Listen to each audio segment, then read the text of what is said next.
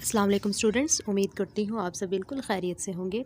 जी students, आज मैं आपसे जो है वो उर्दू 101 के लेक्चर नंबर 19 से हम इसके फाइनल टर्म प्री की जो है वो लेक्चर्स देखेंगे। इसमें मैं आपको तमाम हाईलाइटेड चीज़ें जो कि आपके शॉर्ट क्वेश्चंस बनते हैं, आपके क्विज़ेस बनते हैं मोस्ट इंपॉर्टेंट, और मैं जो है वो आपको हैंड आउट्स बता रही हूँ। सो इसलिए आप मेरे साथ जो है वो साथ साथ रहिएगा, ताकि जो है वो मेरी जो भी आने वाली वीडियो आप तक पहुँच सके। आपने चैनल को सब्सक्राइब ज़रूर कर लेना है, ठीक है। इसलिए क्योंकि जो है वो बहुत सारे स्टूडेंट्स को प्रॉब्लम हो रही है कि समझ नहीं आ रही कि हम कैसे इनकी प्रिपरेशन करें, कैसे जो है वो इसको देखें कि क्योंकि आपके लेक्चर जो है वो उर्दू के बहुत ज़्यादा लेंथी हैं। एक एक लेक्चर जो है वो तकरीबन 8 9 10 पेजेस का बनता है, ठीक है। तो इसलिए स्टूडेंट्स को समझ नहीं आ रही होती, और वो सारी तहरीर लिखी हुई है और जो है वो उसमें कोई टॉपिक वाइज नहीं चीज़ें हैं, तो स्टूडेंट्स को इस तरह जो है वो मसला हो रहा है, ठीक है। तो आज जो है वो मैं इसीलिए आपकी वजह से जो है वो मैं बना रही हूँ, ताकि आपको आसानी हो और आप जो है वो अच्छे से प्रिपेयर कर सकें लेक्चर्स को, और फिर जो है वो आप अच्छा से GPA हासिल करें, ठीक है। तो इसलिए प्लीज़ चैनल को सब्सक्राइब ज़रूर कीजिएगा, ठीक है। स्टूडेंट्स, हमारे पास जो पहला लेक्चर नंबर 19 है, इसमें हमारे पास देखें इस कोर्स के जो हमने हाफ जो पहले मिड में पढ़ लिया है, लेकिन अब जो है वो नेक्स्ट हम हाफ में जो है वो हम आगे फाइनल में देखेंगे। अच्छा, जो मैं चीज़ें हाईलाइट की हुई है ना वो मोस्ट इंपॉर्टेंट है, और वही मैं आपको उससे जो है वो डिस्कस करने वाली हूँ। वो कहते हैं कि जो हिस्सा शेर का मुताला करते हुए हमने उर्दू शायरी की रिवायत में 18वीं सदी से लेकर 20वीं सदी का सफ़र किया है, ठीक है। ये आपका क्विज़ बनता है कि कौन सी सदी से कौन सी सदी तक का हमने सदी तक का जो है वो हमने सफ़र किया है, जो इससे हमने शेर का मुताला किया है। तो वो 18वीं से जो है वो हमने 20वीं सदी का सफ़र किया है, और इसमें जो है वो मुख्तलिफ आपने जो है वो चीज़ें शोरा का मुताला करते हुए हमने मुख्तलिफ रुझानात का जायज़ा भी लिया है। सो इस लेक्चर में हमने वो सारी चीज़ें वही देखनी, ठीक है। तो अब यहाँ पे हम आ जाते हैं कि वो कहते हैं कि नसर में वो मूसीक़ियत वो आहंग नहीं पाया जाता जो शायरी का तर्रा है, ये शायरी का ख़ासा है। जो कि जो शायरी में चीज़ें होती हैं ना वो नसर में नहीं होती, क्योंकि आप देखिए कुछ शायरी करते हैं हम, छोटी सी शायरी होती है, 2 लाइन का हम एक शेर पढ़ लेते हैं और उसमें हमारा पूरी बात आ जाती है, पूरी जो हमने नसर बनानी होती है ना, वो नसर वाली सारी चीज़ें सिर्फ उन 2 लाइनों में आ जाती है, ठीक है। तो वो ये बात कहते हैं कि नसर हर अमल में अमूमन शायरी के बाद ही शुरू हुई है, ठीक है। और अगर हम उर्दू शायरी या उर्दू नसर का जायज़ा लें तो हम देखते हैं कि उर्दू में भी नसर का आगाज़ शायरी के बाद हुआ। ये इंपॉर्टेंट है कि उर्दू में नसर का आगाज़ कैसे हुआ, शायरी के बाद हुआ है, ठीक है। नसर पहले आई थी, सॉरी, उर्दू में भी जो है वो नसर का आगाज़ शायरी के बाद हुआ, यानी शायरी पहले आई थी और नसर बाद में आई थी, ठीक हो गया।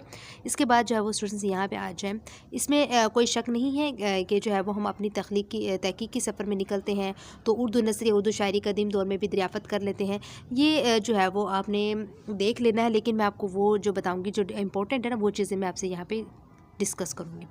अब देखिए वो कहते हैं अगर हम इस बात का जायज़ा लें कि हमें जो है वो उर्दू से ज़्यादा मकामी बोलियाँ जो है वो ज़्यादा मुतासिर नज़र आती हैं, तो फ़िलहाल इस सिलसिले में हम गहरे या अमीर तहकीकी मुताला में नहीं जा सकते। वो कहते हैं हम देखें, हम जिस इलाके में रहते हैं, हम पंजाबी हैं, हम सराइकी हैं, हम पठान हैं, हम बलोची हैं, हम पश्तो हैं, जो भी हैं, हमें जो है वो ज़्यादा मुतासिर लगती हैं बोलियाँ। और जबकि जो हमारी मकामी ज़बान है उसमें जो है वो जो हमारी मकामी बोलियों से जो है वो ज़्यादा मुतासिर होती नज़र आती है। उर्दू से ज़्यादा जो है वो हम किसको वैल्यू देते हैं, जो मकामी हमारी जो अपनी होती है वैल्यूज़, जैसे कि हमारी मादरी ज़बानें होती हैं। तो इसलिए हमें जो है वो इसको तरजीह देनी पड़ेगी। तो वो कहते हैं कि हमें इस अमर को मानने के लिए, इस हकीकत के लिए तैयार ज़रूर रहना चाहिए कि वक्त में सिर्फ हाल या मुस्तकबिल का तयन नहीं किया जाता, बल्कि हम माजी में अख़ज़ करदा नताइज को भी एक मरतबा फिर देख सकते हैं, उन पर अमल कर सकते हैं, और उन पर रिव्यू की गुंजाइश बहरहाल होती है। ये अमर जो है वो हमें इस चीज़ के लिए ज़रूरी है कि हमने जो है वो उर्दू को कैसे जो है वो प्रमोट करना है।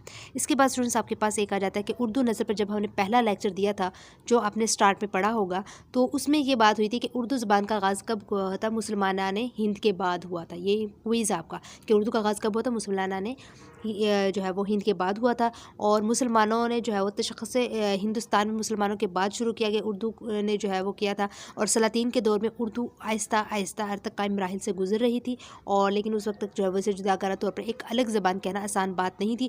देखिए उस वक्त जो बरसगीर में जब लोग रहते थे, उसको उर्दू का आगाज़ तो हो चुका था, लेकिन वहाँ पे ये हुआ था कि जो है वो उसको हम अलग ज़बान नहीं कह सकते थे। वहाँ पे जो है वो इसको वो मकाम भी हासिल नहीं था, ठीक है, क्योंकि वो जो है वो हिंदुस्तान था, और हिंदुस्तान की जो है वो ज़बान थी, जो सरकारी ज़बान थी वो हिंदी थी, वो उसी को जो है वो ज़्यादा प्रेफर किया जाता था। तो अलग ज़बान कहना आसान बात नहीं थी, क्योंकि पंजाब में इस पर हरियाणवी और गुजरी असरात थे, ठीक है। पंजाब में क्या था, हमारे पास हरियाणवी और गुजरी असरात थे, और जनूब हिंद पर इस उर्दू दक्कनी असरात इस हद तक गालिब थे कि उर्दू का गुमान करना कदर मुश्किल था। देखें जो पंजाब के लोग थे ना, उसमें ज़्यादातर हरियाणवी और गुजरी असरात यानी गुजरी जो है वो ज़बानें बोली जाती थी, तो इसलिए जो है वो उर्दू को एक अलग ज़बान कहना बड़ा मुश्किल हो गया था। हुआ कुछ ये कि फ़ारसी और पंजाबी और अरबी, इन तीनों ज़बानों ने उर्दू को बहुत मुतासिर किया, ठीक है। कौन कौन सी, ये आपने याद रख लेनी है। اس کے بعد ہم یہاں پہ آ جاتے ہیں. اس کے بعد جو ہے وہ اسٹوڈنٹس وہ کہتے ہیں کہ اس لیکچر میں ہم نے بہت ساری چیزیں دیکھنی ہے اسٹوڈنٹس، لیکن اس بات کو دیکھنا، یہ اس بات کو پرکھنے کے مختلف انداز ہو سکتے ہیں کہ ایک طریقہ کار یہ ہے کہ مقامی اثرات نے یا مقامی زبانوں نے فارسی عربی کے کچھ الفاظ، تراکیب، جملاتی ساخت اخذ کی اور ایک نئی زبان بن گئی، اور دوسرا طریقہ کار یہ ہے کہ فارسی اور عربی نے پنجابی کچھ لیا اور نئی زبان بن گئی. یہ دو مختلف زاویے نگاہیں. پہلے زاویے نگاہ کے مطابق ہم یہ کہتے ہیں کہ بنیادی طور پر اردو کا جو خمیر تھا وہ ہندوستان کی مٹی سے اٹھا تھا. پھر دوسرے نظر میں ہم یہ کہنا چاہتے ہیں کہ دراصل اردو کی پیدائش کا جو باعث ہے وہ عربی اور فارسی کا مقامی زبانوں سے اختلاط تھا. ٹھیک ہے، عربی اور فارسی زبانوں کا جو ہے وہ ان دونوں کو یعنی ملاپ کر کے جو ہے وہ اس کو بنایا گیا تھا. اس سے غلط فہمی پیدا ہوتی ہے کہ شاید اردو بنیادی طور پر عربی اور فارسی سے نکلی ہے. حالانکہ ایسی بات نہیں. بنیادی طور پر اردو مقامی زبان ہے اور ہمیں اسے مقامی ہی رکھنا چاہیے. آپ کے کوئزز بن رہے ہیں. ٹھیک ہے، اس کے بعد جو ہے وہ یہ اپنی یاد بھی رکھ لینی ہے چیزیں. اس کے بعد اسٹوڈنٹس ہم یہاں پہ آ جاتے ہیں. دیکھیں ہمارے پاس جو ہے وہ ہم نے اس بات کا تذکرہ کیا کہ گیت کو آج کے دور میں ادبی صفت کم ہی گردانا جاتا ہے. ٹھیک ہے، گیت کو جو ہے وہ ادبی صفت میں کم ہی گنا جاتا ہے، اور اس کی خاص وجہ یہ ہے کہ گیت جو ہے وہ خالصتاً مقامی صنف شعر ہے. یہ آپ کے کوئز بن رہے ہیں، آپ کے شارٹ کوسچنز بھی یہیں سے بنتے ہیں. جو اس کی خاص وجہ کیا ہے کہ گیت خالصتاً مقامی صنف شعر ہے. تو بہرحال ہم یہ کہتے ہیں کہ اردو بنیادی طور پر جو ہے وہ پنجابی، ہریانوی اور دکنی زبان سے مل کر معرض وجود میں. یہ آپ نے انڈر لائن کر لینی، سوری میں بھول گئی تھی، یاد رکھ لینا کہ پر اردو جو ہے وہ کس زبانوں سے مل کر آئی ہے. وہ جو ہے وہ بنیادی طور پر پنجابی، ہریانوی اور دکنی زبان سے مل کر معرض وجود میں آئی ہے، اور اس پر جو ہے وہ عربی اور فارسی کے اثرات بھی پڑے ہیں. اس کا مطلب یہ ہوتا ہے کہ اردو بہرحال کتنی ہی فارسیت کے قریب کیوں نہ ہو، یعنی فارسی کے کتنا ہی اس میں عربی کا لہجہ کیوں نہ پایا جائے، لیکن اس کے باوجود اردو ہماری کون سی زبان ہے؟ مقامی زبان ہے. ٹھیک ہے، یہ آپ اچھے سے یاد کریں. اس کے بعد اسٹوڈنٹس یہاں آ جاتے ہیں. جیسے اس کو سادہ سے 2 مثالوں سے سمجھتے ہیں. کوشش کریں گے کہ یہ کتاب میری ہے جیسے ہمارے پاس آ جاتا ہے، تو اس میں اگر ہم فارسی میں اس کا ترجمہ کریں تو کچھ یہ ہوگا، ای کتاب من است. جبکہ اس کا ہم پنجابی میں کریں تو اے کتاب میری ہے. اب ان تینوں جملوں میں دیکھیے کہ یہ کتاب میری ہے، ای کتاب من است اور اے کتاب میری ہے. اب تینوں جملوں میں جو الفاظ مشترک ہیں وہ کون سے ہیں؟ وہ تینوں اسمائی اشاربی، یعنی کہ یہ آ گیا، اے آ گیا، اے آ گیا. ٹھیک ہے، یہ تینوں یعنی ہم اشارہ کر رہے ہیں نا، قریبی اشارہ ہے یہ ہمارا.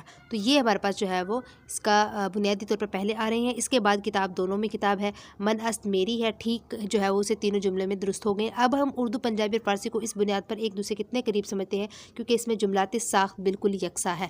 ٹھیک ہے، اب آپ نے یہ چیز یاد رکھنی کیونکہ میں نے ہائی لائٹ بھی اسی لیے کیے ہوئے ہیں کہ کون کون سی زبان ہے جن کو ہم جملاتی ساخت بالکل یکساں سمجھتے ہیں. وہ اردو، پنجابی اور فارسی ہے. یہی جملاتی ساخت کو دیں گے یا پھر ایسے یہ شارٹ میں بھی پوچھے جا سکتے ہیں. ٹھیک ہے، یہی آپ کے شارٹ میں آ جاتے ہیں. اس کے بعد جو ہے وہ ہم آ جاتے ہیں، جبکہ فارسی میں ہمارے پاس ایسا کوئی طریقہ نہیں. فارسی میں خواہ اسماعی ضمیر متصل کی بات کریں تو متصل کی بات کریں دونوں صورتوں میں وہ بعد میں آتے ہیں، جبکہ اردو اور پنجابی ایک دوسرے سے جو ہے وہ مماثلت رکھتے ہیں. ٹھیک ہے، اسماعی ضمیر جو ہوتے ہیں آپ کو پتہ ہے اسماعی ضمیر ہمارے پاس کون سے ہوتے ہیں؟ یہ، وہ، اس نے. ٹھیک ہے، تم نے، اس طرح جو کہ نام سے سبجیکٹیو نہیں ہوتا آپ کا. ٹھیک ہے، وہ ہوتے ہیں. یہ آپ نے یاد رکھ لینی ہے. اس کے بعد جو ہے اسٹوڈنٹس یہ آپ نے، ہم آ جاتے ہیں نیچے یہاں پر. اب دیکھیں اردو نثر کی ترقی کی جو ابتدا میں جو ہے وہ کیا اردو نثر کی ترقی ابتدا میں بطور ادبی زبان کی نہیں ہوئی تھی. یہ آپ نے یاد رکھ لیں، بطور ادب بعد میں بنا تھا، ادبی زبان کے طور پر نہیں ہوئی تھی. فاتحین برصغیر میں آئے، مقامی زبانوں سے بیرونی زبانوں کا اختلاط ہوا، وقت گزرنے کے ساتھ ساتھ جداگانہ حیثیت حاصل کرنا شروع کی. تو تب تک اردو ادب کا جو ہے وہ کوئی مقصود ہی نہیں تھا. اس کے بعد جو ہے وہ کہتے ہیں کہ مقامی لوگوں کے ساتھ بآسانی ابلاغ کر سکے، کوئی ایسی زبان جس میں باہر سے آنے والے لوگوں کے ساتھ جو ہے وہ ہم آسانی سے بات چیت کر سکے، کوئی ایسی زبان ہونی ضروری تھی. یہ زبان ان دونوں معاشرتوں کو وسیلہ اظہار فراہم کر سکیں. ٹھیک ہے، یعنی دیکھیں اب کوئی بھی ہم آتے، جیسے ہمیں پشتو زبان نہیں سمجھ آتی، تو اب دیکھیں ہمیں پشتو کی نہیں آتی، پشتو کو کہتے ہیں کہ پنجابی نہیں سمجھ آتی یا سرائکی نہیں آتی، تو کیا ہوگا کہ اردو زبان ایک ایسی مقام زبانیں بنا دی گئی کہ جس سے جو ہے وہ ہم آپس میں بات چیت کر سکیں، کیونکہ ان کو بھی آئے گی اپنی مقامی زبان اور ہمیں بھی آئے گی. ہم اردو میں دونوں آپس میں بات چیت کر سکتے ہیں. ٹھیک ہے، ہم ایک دوسرے کو بات سمجھا سکتے ہیں. لیکن پشتو کو عربی نہیں آئے گی، پنجابی نہیں، پنجابی کو پشتو نہیں آئے گی، تو ہم بات چیت نہیں کر سکیں گے. اسی لیے جو ہے وہ یہ اردو کا نازل ہونا ضروری تھا.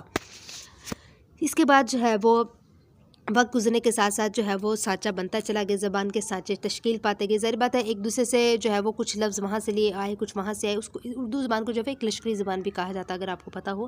آہستہ آہستہ شاعری کے بعد اردو کی ادبی روایت کو رواج ملتا گیا۔ ابتدا میں کیا ہوا تھا؟ ابتدا میں اردو نثر کو تحریری زبان کا درجہ ملا۔ ابتدا میں کیا ہوا تھا؟ ابتدا میں اردو نثر کو تحریری زبان کا درجہ دیا گیا۔ تو علماء کرام نے کیا کیا تھا؟ علماء کرام نے، صوفیہ کرام نے خاص طور پر اس سلسلہ میں صوفیہ کرام کی جو خدمات تھی ان کو ہم نظر انداز نہیں کر سکیں گے۔ کیوں؟ کیونکہ انہوں نے جو ہے وہ مذہبی رسائل تھے، ان کے مریدین کے جمع کردہ ملفوظات تھے، جس کے نتیجے میں اردو زبان آہستہ آہستہ اپنی جداگانہ حیثیت کی طرف بڑھتی چلی گئی تھی۔ ان کا جو ہے وہ علماء کرام، صوفیہ کرام جو خاص طور پر ہیں، ان کو جو ہے وہ ایک جو ہے وہ ہم نظر انداز بالکل بھی نہیں کر سکتے، کیونکہ ان کا بھی بہت بڑا ہاتھ ہے اردو زبان میں، اردو ادب میں، ٹھیک ہے۔ اب دیکھیں اس سلسلے میں جو ہے وہ عین الدین گنج علم جو ہے وہ جن کی زندگی جو ہے وہ 1306 سے لے کر جو ہے وہ 1392 تک ہے، ان کا نام سب سے پہلے لیا جاتا ہے ہمارے اس معاملے پہ، یعنی اردو کے بارے میں، ٹھیک ہے۔ تو یہ آپ نے یاد اچھے سے کر لینا ہے۔ اس کے بعد یہ دلچسپ بات کہیے، یہاں پہ آ جاتے ہیں ہم اسٹوڈنٹس جی۔ ان کے بعد عین الدین گنج علم کے بعد جو ہے وہ ہمارے پاس جو نام آتا ہے وہ ہے جناب خواجہ بندہ نواز گیس الدراز کا، جن کی کتاب جو تھی مراج العاشقین تھی، اس کو جو ہے اردو زبان میں لکھی جانے والی پہلی نثری کتاب کا درجہ بھی حاصل ہوتا ہے۔ اور ان کے بعد جو لیا جا سکتا ہے وہ ہے حضرت شاہ میرا جی، جن کی 4 تصانیف کا تذکرہ ملتا ہے، اور انہی میں ایک تصنیف سبرس بھی ہے۔ شاہ میرا جی 1400 جو ہے وہ 92 میں فوت ہوئے۔ یہ آپ نے اچھے سے نام یاد کرنے کہ پہلا نام جو تھا وہ عین الدین گنج علم تھا تو اردو کے معاملے میں، پھر اس کے بعد جو نام آتا ہے وہ ہمارے پاس خواجہ بندہ نواز گیس الدراز، جن کی کتاب کا نام مراج العاشقین تھا۔ یہ آپ نے پھر تیسرے نمبر پہ جو ہے وہ ہمارے پاس آ جاتا ہے شاہ میرا جی، اور پھر اس کے بعد جو ہے وہ ہمارے پاس ہاں جی یہ آ جاتے ہیں، ٹھیک ہے۔ یہ آپ نے نام یاد کر لینے، اور ان کی کتابوں کے نام اور ان کی ڈیتھ اور پیدائش بھی جو ہے لکھی وہ بھی کر لینی ہے۔ ان کے بعد جو ہے دکنی عہد میں اردو نثر علماء کرام کے فیض سے ہی آگے بڑھتی ہے، اور ہمیں نام ملتے ہیں برہان الدین جانن کے بعد، ان کے بعد پھر میرا جی یعقوب، پھر میرا جی خدا نما۔ یہ وہ نام ہے جن کا تذکرہ خاص طور پر صوفیہ کرام کے حوالے سے اور جو ہے وہ تصوف کے تعلیمات کے حوالے سے کیا جاتا ہے۔ تصوف کے روایت کے لوگ ان کے ناموں سے، ان کی خدمات سے، ان کے خیالات سے بخوبی آگاہ ہیں، اور لیکن یہ تمام لوگ نہ ادب کو تخلیق کرے تھے اور نہ ہی ان میں جو ہے وہ کوئی ایسا نظر آتا تھا، بلکہ انہوں نے غیر شعوری طور پر اردو کے ارتقاء پر اہم کردار ادا کیا۔ یہ سارے نیم میں نے ہائی لائٹ کیے ہوئے ہیں تاکہ آپ کو آسانی رہی یاد کرنے میں، اچھے سے یاد کر لیجیے گا۔ ان کے بعد جو ہے وہ جس تصنیف کو اردو کی پہلی ادبی تصنیف کہا جاتا ہے، ان کا نام کیا ہے؟ ملا وجی نام ہے، ٹھیک ہے۔ کی تو جو ہے وہ آگے اس کو تمہید باندھی ہوئی نا، یعنی سنٹنس پورا کرنے میں، لیکن ملا وجی نام ہے، اور اس کی جو بک کا نام وہ ہے سبرس۔ اب دیکھیں ملا وجی اردو شاعری کی روایت کے حوالے سے بھی اہم ہے۔ انہوں نے قصیدہ گوئی بھی کی اور مرثیہ گوئی بھی کی، ٹھیک ہے، آپ نے یہ دونوں بھی یاد رکھنا ہے، اور غزل گوئی بھی کی، تینوں چیزیں کی، قصیدہ گوئی بھی، مرثیہ گوئی بھی، غزل گوئی بھی میں بھی مہارت حاصل تھی۔ لیکن اردو کے پہلے نثر نگار ہونے کا مقام اور مرتبہ ملا وجی کو حاصل ہے۔ اردو شاعری میں ان سے پہلے بہت سے نام آتے، لیکن اردو کی ادبی نثر کا آغاز ملا وجی سے ہوا، ٹھیک ہے۔ اردو کی ادبی کا اس کا کس سے ہوا آغاز؟ ملا وجی کی طرف سے ہوا، یاد رکھ لینا ہے۔ اس کے بعد جو ہے وہ ڈاکٹر فرمان فتح پوری اپنی کتاب اردو ادب نثر میں کیا لکھتے ہیں؟ یہ شعر جو ہے وہ یہ بات لکھتے ہیں، وہ کہتے ہیں اردو نثر کی پہلی مکمل ادبی کردار پر یہ دیکھیں سبرس جو کہ عہد اکبری کی تصنیف ہے، ٹھیک ہے۔ سبرس جو بک ہے وہ کس کی ہے؟ عہد اکبری کی تصنیف ہے۔ اس لیے اردو کی نثری تاریخ جو ہے وہ 400 سال سے زیادہ پرانی کہلانے کی، مجھ سے کتنے سال سے؟ 400 سال سے زیادہ پرانی، یہ آپ نے یاد رکھ لینی ہے۔ اس کا ایک جو ہے وہ آ جاتا ہے، تھوڑا سا رونگ پوائنٹ آ جاتا ہے، وہ بھی میں آپ سے شیئر کروں گی کہ ہم جو ہے وہ یہاں ڈاکٹر فتح پوری نے جو لکھا تھا کہ ملا وجی کی کتاب جو ہے وہ داستان عہد اکبری کی تصنیف ہے، جبکہ حقیقت یہ ہے کہ تمام مورخین اور تمام تر محققین اس بات پر متفق ہے کہ ملا وجی نے یہ کتاب یعنی جو سبرس 1600 جو ہے وہ 35 میں مکمل کی تھی، اور تاریخ یا سیاست کا مطالعہ کیا جائے تو عہد اکبری جو تھا وہ 1658 سے لے کر 1705 تک رہا، جبکہ اس نے کتاب اس میں لکھی 1635 یعنی بہت پہلے، اور عہد اکبری جو تھا وہ ہمارے پاس کیا تھا 1685 سے لے کے 1705 تک محدود تھا۔ تو مطلب جو ڈاکٹر اس نے فرقان کیا نام ہے ڈاکٹر فرمان فتح پوری جو ہے وہ اس نے تھوڑا سا اس بارے میں غلط تحقیق کر دی ہے، ٹھیک ہے، آپ غور سے بھی پڑھ کے دیکھ لیں۔ اس کے بعد جو ہے وہ جہانگیر یا پھر شاہ جہاں کا دور ہوگا جب ملا وجی نے اپنی یہ کتاب مکمل کی تھی۔ تو یہاں جو ہے ہم کہنا چاہیں گے کہ ڈاکٹر موصوف سے یہ غلطی شعوری طور پر سطح ہوئی ہوگی، جو کہ ڈاکٹر فرمان فتح پوری نے ایک ضخیم کام اس حوالے سے کیا ہے۔ اس میں انہوں نے تفصیلاً وجی کے حالات زندگی اور تصنیف بھی پر بات کی ہے، لیکن تھوڑا سا جو ہے وہ ان سے کچھ سٹیٹمنٹ جو ہے وہ غلط ہو گئی ہے۔ اب جو ہے وہ کہتے ہیں کہ کیونکہ اس کا تعلق جو تھا عہد اکبری سے ہے، جو रस सब रस है। अब एक डॉक्टर मौसूफ़ यहाँ वाज़ा कर सकते थे कि ओहदे अकबर में शाह मीरा जी की एक किताब थी जिसका नाम सब रस था। उसका ताल्लुक़ हुस्न-ओ-दिल से नहीं था, हुस्न के इस किस्से नहीं थे, लेकिन बहरहाल इसी के नाम की एक किताब उन्होंने लिखी थी। मुमकिन है डॉक्टर फरमानपुरी ज़िक्र करना चाहते हो कि लेकिन बहरहाल एक जुमले के अंदाज में अब हम ज़रूर पैदा हो जाता है। ठीक है, ये थोड़ा सा इसका रोंग हो गया था। ये आपने डेट ज़्यादा अच्छी तरीके से याद कर लेनी है। इसके बाद जो स्टूडेंट्स तमसीली दास्तान हम उसको कहते हैं, या तमसीली किस्सा हम उसको कहते हैं जिसमें किस्सा गोया दास्तान को खसूसियत या औसाफ को गैर मरी हरकत को यानी सिफ़ात को किरदारों की सूरत में पेश करता है। जैसे कि इस किस्से में मुल्ला वजी ने अक्ल, हुस्न और इश्क जैसे औसाफ को बतौर किरदार पेश किया है। यही वजह कि हम इसे तमसील कहते हैं। ये आपका शॉर्ट क्वेश्चन बनता है। ठीक है, ये आप जो है वो स्टूडेंट्स अच्छे तरीके से इसको याद कर लीजिएगा। इसके बाद जो है वो स्टूडेंट्स आप यहाँ पे आ जाइए। देखें, जब कभी अदब की बात होती है तो शायरी की हद तक उर्दू को वसीला इज़हार तसव्वुर किया जाता था, लेकिन तब नसर उर्दू को अदबी तसव्वुर नहीं किया जाता था पहले। लेकिन मुल्ला वजी ने इस किताब में नज़म और नसर को कुछ ऐसा घुला मिलाकर पेश किया, कुछ ऐसा इख्तलाई अमल किया कि जिसके नतीजे में इनका असलूब में इनफरादी बन गया और उन्हें उर्दू के पहले अदबी नसर निगार होने का मर्तबा मिल गया। ठीक है, इनको कैसे मर्तबा मिला ये आपने इसकी वजह याद रख लेनी है। ठीक है, ये आपका एक शॉर्ट क्वेश्चन बनता है स्टूडेंट्स। ये फिर ना कहना कि हमें पता नहीं चला, ये चीज़ जो है वो ये आपने थोड़ी सी याद रख लेनी है। ये जब आपकी बात शुरू हुई थी ना कि कैसे जो है वो इनको मर्तबा मिला था, ये इस वजह से मिला था। यहाँ से लेके जब कभी अदब की बात होती थी यहाँ तक आपने कर लेना है। हम देखते हैं कि किस नोयत की नसर थी और जो है वो आपने ये भी देख लेना है इसकी। इसके बाद आप आ जाते हैं यहाँ पे कि इक़्तिबास आज का नहीं है, तो लेकिन आज से 100 साल पुराना भी नहीं है, लेकिन बल्कि ये इक़्तिबास कम व बेश 300 साल पुराना 300-350 साल पुराना है। लिहाजा इसमें वो दक्कनी अल्फाज बखूबी देखे जा सकते हैं, आप इनको देखिएगा। और इसमें और जो चीज़ करने की है वो है कि आज से तकरीबन 300-400 साल कबल जिस शख्स ने उर्दू नसर के मैदान में कदम रखा था उसके सामने कोई नमूना, कोई मिसाल नहीं थी, बल्कि वो अपने फ़न का खुद ही मौजद भी था, अपने फ़न का खुद ही ख़ातम भी था। ठीक है, ये याद कर लीजिएगा। इसके बाद जो है वो वजी के बाद वो कहते हैं अदबी नसर का दूसरा संग मील आता है 1731 में। फ़ज़ल अली फ़ज़ली की तसनीफ़ द मजलिस करबल कत्था फ़ज़ली के इस तसनीफ़ के मुसन्निफ़ के मुतालिक इख्तलाफ पाया जाता है। ये आपने इसकी डेट और ये चीज़ें याद रख लेनी है। वो फिर कहते हैं कि कुछ नाक़दीन का ये भी कहना है कि 1731 से जो है वो मौरज़ वजूद में आई, और कुछ का ये कहना है कि फ़ज़ली ने ये तनसीब 1739 में मुकम्मल की। बहरहाल हम ये कह सकते हैं 18वीं सदी की चौथी दहाई में फ़ज़ली ने करबल कत्था या जो है वो मजलिस के नाम से अपनी तसनीफ़ मुकम्मल की। या आपने ये सारी 3-4 जो चीज़ें हैं ना ये सारी याद कर लेनी है। अच्छा, इस तसनीफ़ में जो है वो वाक़यात करबला को बयान किया गया। ठीक है, किस चीज़ को आप देख रहे हैं ना, मजलिस करबल कथा करबला। ठीक है, वाक़यात करबला को बयान किया गया, और इस कबल वाक़यात करबला का बयान जो है वो मरसिया गोई की सूरत में नज़म किया जा रहा था, मगर नसर में ऐसा नहीं किया जाता था। लेकिन फिर जो है वो इसके बाद जो है वो नसर में भी आ गया था। इसके बाद आप यहाँ पे आ जाइए। वो कहते हैं कि जो मुल्ला वजी है उसने जो है वो इस वाक़यात करबला को करबल कथा द मजलिस के नाम से नसर में महफूज किया। किसने? मुल्ला वजी ने किया था, मुल्ला वजी ने, सॉरी। इसके बाद जो है वो स्टूडेंट्स यहाँ पे आ जाएँ। अब वो कहते हैं कि उर्दू नसर के इर्तिका में इस बात की अहमियत ये है, अगर उर्दू नसर के इर्तिका में जो अहमियत पूछी जाए तो आपने ये लिख देना है कि वजी के बाद यानी कम व बेश 100 साल के बाद दूसरा नसरी नमूना था जिस पर अदबी नसर का इतलाक़ किया जा सकता है। इसके बाद इस दौर में हमें चंद एक तहरीरें मिलती हैं, मजहबी मैदान में तफासिर और कुरानी आयात का सिलसिला जारी होता नज़र आता है, लेकिन इन अदबी मैदान ही खाली नज़र आता है। ठीक है, तो ये आपने इसकी अहमियत लाजमी याद कर लेनी है, लॉन्ग शॉर्ट में इस तरह पूछी जाती है। ठीक है, शॉर्ट क्वेश्चन में। इसके बाद जो अगला अहम कदम था वो मीर अता हुसैन खान तहसीन की 9 तर्ज़ मरसा है, और ये किताब 1775 में हुई मुकम्मल, और 9 तर्ज़ मरसा मारूफ़ फ़ारसी किस्से चहार दरवेश का तर्जमा है। चहार दरवेश का तर्जमा ये याद रखना। इसे चहार दरवेश में फ़ारसी लिखाई ने 4 दरवेशों की दास्तान मरतब की थी। ठीक है, इसमें क्या किया गया था? फ़ारसी लिखाई में 4 दरवेशों की दास्तान मरतब की थी, और मीर अता हुसैन खान तहसीन ने इसी किस्से को उर्दू का रूप दिया और उर्दू का पिराहन दिया। ठीक है, किसने दिया था? इस 4 दरवेश को, जो कि फ़ारसी में लिखी गई थी, मीर अता हुसैन खान ने उर्दू का रूप दिया था। ठीक है, ये कर लीजिएगा। इसके बाद वो कहते हैं बाज़ औक़ात कदर स्कालत आती है कि बकौल मौलवी अब्दुल हक पढ़ने वाले को मतली आनी, मतलब ये इस तरह की है कि बाज़ दफ़ा ऐसा होता है कि मौलवी अब्दुल हक पढ़ने वाले को मतली आने लगती है। और इसमें जो है आपके सामने ऐसी कोई मुश्किल मिसाल पेश तो नहीं करेंगे, लेकिन जो मिसाल पेश करने जा रहे हैं इसमें पाई जाने फ़ारसियत बखूबी अंदाज़ा कर सकते हैं।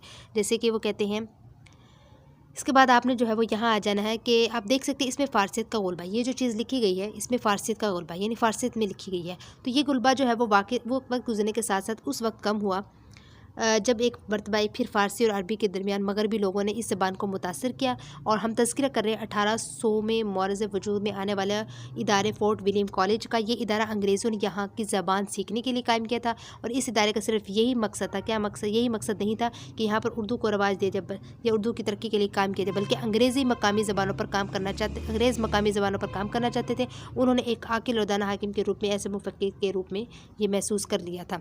ठीक है, कहते थे कि अगर हम हिंदुस्तान पर हुकूमत करना चाहते तो हमें इनकी ज़बान आनी चाहिए। सारे अंग्रेज़ों ने जब हुकूमत करने का फैसला किया था ना, तो उन्होंने यही किया था कि पहले हमें उनकी ज़बान आनी चाहिए, ताकि हमें उनकी समझ बूझ आ सके, वो हमारे लिए क्या कर सकते हैं, क्या बात कर सकते हैं। तो उसके बाद जो है वो आप इसकी तहरीर पढ़ेंगे ना, तो आपको अच्छे से समझ भी आ जाएगी। वो कहते हैं कि फिर उन्होंने जो है वो ज़बान सीखी, और फिर जो है वो उन्होंने इस पर बरसगीर पर जो है वो हुकूमत की थी अंग्रेज़ों ने। तो ये जो हाईलाइटेड चीज़ें हैं ये आपने याद कर लेनी है। इसके बाद आपने जो है वो आ जाना है।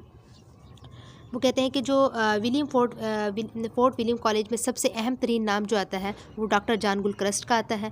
उन्होंने जो है वो उनका वो कहते हैं कि जो शायद वो फोर्ट विलियम कॉलेज के प्रिंसिपल थे। उनका लोगों का ये ख्याल था कि शायद वो जो है वो फोर्ट विलियम कॉलेज के प्रिंसिपल थे। बाद हम पर ये बात हकीकत यूँ कह लीजिए कि आश्कार हुई। Doctor John Gilchrist Fort William College के प्रिंसिपल जबकि नहीं थे, बल्कि शोबा हिंदुस्तानी, जो इस वक्त उर्दू का नाम था, शोबा हिंदुस्तानी उर्दू का नाम था, वो शोबा हिंदुस्तानी के जो है वो सरबराह थे।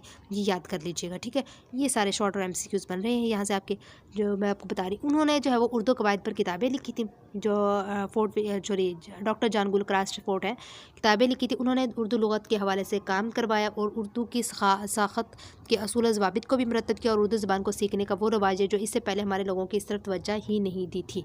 तो ये आपका शॉर्ट क्वेश्चन बनता है कि मतलब उन्होंने क्या काम किया था। इसके बाद जो है वो फोर्ट विलियम कॉलेज में 60 या इससे ज़ायद किताबें लिखी गई हैं। 60 या इससे ज़ायद आपकी किताबें लिखी गई हैं, ठीक है। और जिसमें हमारे पास ये आ जाते हैं बहादुर अली हुसैनी, इखलाक हिंदी, सैयद हैदर बख्श हैदर की, तोता कहानी, गुलशन हिंद, ये सारी आपने ये नाम याद कर लेने हैं इसके, ठीक है। जो कि बाग उर्दू और ऐसे दूसरे नाम खासे मरूफ़ है। और इन किताबों का जो बुनियादी मकसद था, जो लिखी गई थी फोर्ट विलियम कॉलेज में 60 ऐसी किताबें, वो क्यों लिखी गई थी, मकसद क्या था? मकसद ये था कि उन्हें निसाब में शामिल करके अंग्रेज़ों को पढ़ाया जाए, ताकि वो उर्दू से वाक़फ़ियत हासिल कर सकें। ये इंपॉर्टेंट है, सारे आपने याद कर लेने हैं।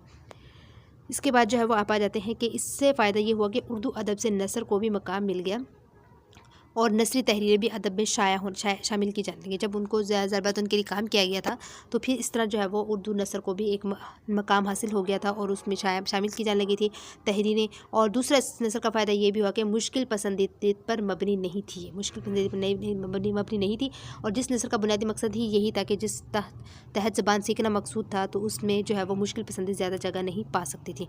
सो इसके बाद जो है वो आपने यहाँ पर आ जाना है कि वो कहते हैं कि उर्दू को नसर को आसान रवि और सादगी की राह तो सिखा दी गई। और इस सिलसिले में सबसे पहला जो सबसे बड़ा नाम आता है वो मीर अमन दहलवी और उनकी किताब बाग़ बहार है। मीर अमन दहलवी और उनकी किताब बाग़ बहार है, और उन्होंने ये किताब 1806 में मुकम्मल की थी, ठीक है। इसके बाद आपने ये कर लेना है। और आज भी वो कहते हैं बाग़ बहार जो है वो बासानी तबज़ा तसनीफ़ होने का गुमान सिर्फ इस वजह से किया जा सकता है, हालांकि ये किस्सा जबकि फ़ारसी में है, लेकिन फिर भी जो है वो तसनीफ़ होने का इसको गुमान हासिल है। इसके बाद वो कहते हैं कि हमने कहा कि फ़ोर्ट विलियम कॉलेज का जो असलूब या फ़ोर्ट विलियम कॉलेज में शामिल वाली किताबों का जो मकसद था वो ये था कि आसान रवि इख्तियार की जाए, आसान ज़बान इख्तियार की जाए, अंग्रेज़ी से सीख सके। लिहाजा इसमें आसान रवि, सादगी, सलासत में बेसाख्तगी और बरजस्तगी को मीर अमन हर लम्हा महलूज़ खातिर रखा। ये इंपॉर्टेंट है, ये कर लीजिएगा। इसके बाद वो रिवायत जिसका आगाज़ मीर अमन की इस बार बाग़ बहार से 167 साल 168 ईयर पहले, यानी 1600 जो है वो 21 में मुल्ला वजी की किताब सब रस से हुआ था, वो 167 साल के अरसे में इस कदर तेज़ी से बदल गई कि मीर अमन के यहाँ जो है वो, यानी उसको एक जो है वो कदामत अजनबी तरफार से बखूबी देखी जा सकती थी, उर्दू ज़बान पर छाई हुई थी, ठीक है। लेकिन मीर अमन के यहाँ जो है वो हमें सादा और सलीस और बेसाख्ता और सफ़ाफ शुफ्ता ज़बान मिलती है। इसका जो महरिक मकसद जो था वो ये था कि अंग्रेज़ों को ज़बान सिखाना था। दूसरा बड़ा महरिक ये था कि मीर अमन ने खुद ही महसूस कर लेते कि दरअसल जावेदानी इसी में है, और इस बात को तख्लीक करे जो दरअसल आम बाज़ारों में, या उन्होंने जैसे अपने दिबाचे में लिखा था कि दिल्ली की जामा मस्जिद की सीढ़ियों में बोली जाने वाली ज़बान को उन्होंने इस ज़ाब्ता तहरीर में लाने की कोशिश की, ठीक है। ये कर लीजिएगा। इसके बाद इखलाक हिंदी की जो अच्छा अच्छा, इनमें फोर्ट विलियम कॉलेज की लिखी जाने तस्नीम है, ये बात भी देखी जा सकती है। जैसे कि मिसाल के तौर पर हमारे पास अखलाक हिंदी की जो बहादुर अली हुसैनी की तसनीफ़ है, बहादुर अली हुसैन ने यानी जो तसनीफ़ की थी अखलाक हिंदी, उसमें ये बात भी वाज़ह है कि ये आप पढ़ सकते हैं किताब ब्राह्मण ये कहकर उठ खड़ा हुआ, क्या दोस्तों मैं इस गाँव में ना रहूँगा। ये चीज़ें आप पढ़ेंगे तो आपको जो है वो उसकी मज़ीद समझ आएगी। सो उसके बाद आप यहाँ पे आ जाते हैं। फोर्ट विलियम कॉलेज के बाद उर्दू नसर को रवाज होने लगा था, उर्दू नसर में दास्तानें लिखी जाने लगी थी। किसके बाद? फोर्ट विलियम कॉलेज के बाद। फिर जो है वो मीर अमन जैसी नसर किसी और के बस का रोग नहीं थी। जो शोहरत मीर अमन को हासिल हुई उसके दो तरह के असरात थे। एक तरफ इसकी तकलीद की जाने लगी थी और दूसरी तरफ उसकी तरदीद में, उसकी मुखालफत में एक नई रिवायत को जन्म देने की कोशिश की गई थी। उसमें जो है वो इन चीज़ों में जो है वो सबसे जो पहले नाम आता है वो रजब अली बेग सरवर का, जो लखनऊ के रहने वाले थे, उनका नाम आता है। और हम शायरी रिवायत में भी पढ़ चुके कि लखनवी जो तहज़ीब, लखनवी सकाफ़त या शायरियत के हवाले से बात की जाए तो लखनवी जो है उसलूब तसना बनावट तकल्लुफ़ पर मबनी था। इसके बाद आप जो है वो कहते हैं कि जो रजब अली सरवर ने 1800 जो है वो 24 में 1824 में बाग़ बहार के मुकाबले में अपनी तनसीब लिखी, उसके मुकाबले बाग़ बहार के मुकाबले में, क्योंकि वो थोड़ा सा उसके ख़िलाफ़ हो गया था, लिखी वो फ़साना अजाइब के नाम से। फ़साना अजाइब में सरवर ने मीर अमन दहलवी के बाग़ बहार एक किस्सा चहार दरवेश से कस्बे फैज़ किया, लेकिन जो है वो उसके बाद जो है वो उन्होंने ये बल्कि जबकि वो उसके उलट थी, उन दोनों के उलट थी, बाग़ बहार किस्सा चहार दरवेश के उलट थी फ़साना अजाइब। इसके बाद आप यहाँ पे आ जाए स्टूडेंट्स, अगर मीर अमन दहलवी बेसाख्तगी पर यकीन रखते थे तो फ़साना अजाइब में सरवर ने तसना तकल्लुफ़ बनावट और लफ्ज़ी बाजीगरी को तरजीह दी। चनाचा फ़साना अजाइब की ज़बान हर लिहाज से मुश्किल है, ठीक है, जबकि उनकी जो थी ना वो बहुत ईजी थी, उन्होंने बनाई थी, और जबकि फ़साना अजाइब की ज़बान मुश्किल थी, ठीक है, ये आप कर लीजिएगा। इसके बाद जो है वो स्टूडेंट्स, बहरहाल वो कहते हैं सरवर का मकसद क्या था। बहरहाल सरवर ने जो काम किया था उसका मकसद था वो बाग़ बहार को का रद्द चाहते थे, यानी वो चाहते थे कि मतलब वो रद्द हो जाए, ठीक है, और बाग़ बहार का रदासी सूरत में मुमकिन था कि दहलवीत की बजाय लखनवीत को तरजीह दी जाए। चुनाचा सरवर के इन नज़रिए से बात की जाए तो वो इसमें काफ़ी हद तक नहीं बल्कि मुकम्मल तौर पर कामयाब भी रहे। उसके बाद उर्दू का अगला संग मील है दिल्ली कॉलेज। 1832 में दिल्ली कॉलेज कायम हुआ, तो उसके बाद जो है वो इसमें काम करने वाले वो लोग मुस्तशरकीन थे, यानी यूरोप से आने वाले लोगों ने उर्दू के लिए जो काम किया, इसकी अहमियत नाकाबिले फरामोशी। सारा उनका मकसद सारी आपने याद कर लेनी है ज़बानी, क्योंकि ये शॉर्ट लॉन्ग में आते हैं आपके। जिस तरह फोर्ट विलियम कॉलेज में डॉक्टर जॉन ए गुलक्रास्ट की कोशिशों से दास्तान निगारी को दास्तान गोई को उर्दू नसर में रवाज हुआ था, इसी तरह दिल्ली कॉलेज में नगर जान शेक्सपियर और ऐसे लोगों की बदौलत उर्दू नसर के कवायद अफ़ज़ुल ज़ाबित और लुग़त को ख़ास तरक्की मिली। उसके बाद स्टूडेंट्स आप ये भी याद करना कि इसके बाद जो है गालिब वर्सेस सईद अहमद ख़ान ने उर्दू नसर में नाकाबिले फरामोश किरदार अदा किया। अगर अफ़सानी नसर की बात की जाए ना, अगर असानवी नसर की बात की जाए तो अदबी नसर की बात करें तो इसमें बाद गालिब वर्सेस सईद अहमद ने इसमें बहुत अहम किरदार अदा किया था, ठीक है। फिर इसके बाद जो है वो बहुत सारे ऐसे नाम आएंगे, इसमें हमने जो है वो आने वाले चैप्टर्स में हमने इंशाल्लाह पढ़ना है। तो इसमें ये जो चीज़ें हैं ना आपकी कुछ भी करने वाली, वो यही कह रहे हैं कि हमने जो है वो क्या क्या आगे देखना है। तो स्टूडेंट्स ये जो था आपका लेक्चर नंबर 19 था। आई होप सो आपकी तमाम वो इंपॉर्टेंट शॉर्ट एंड एमसीक्यूज़ जो आपको समझ आ गए होंगे, जो आपके आएंगे, ठीक है। इंशाल्लाह जो है वो मिलेंगे नेक्स्ट लेक्चर के साथ। आप मेरे चैनल को सब्सक्राइब कर लें ताकि जो है वो मेरी वीडियो आप तक आसानी से पहुंच जाए। Thank you so much and अल्लाह हाफ़िज़।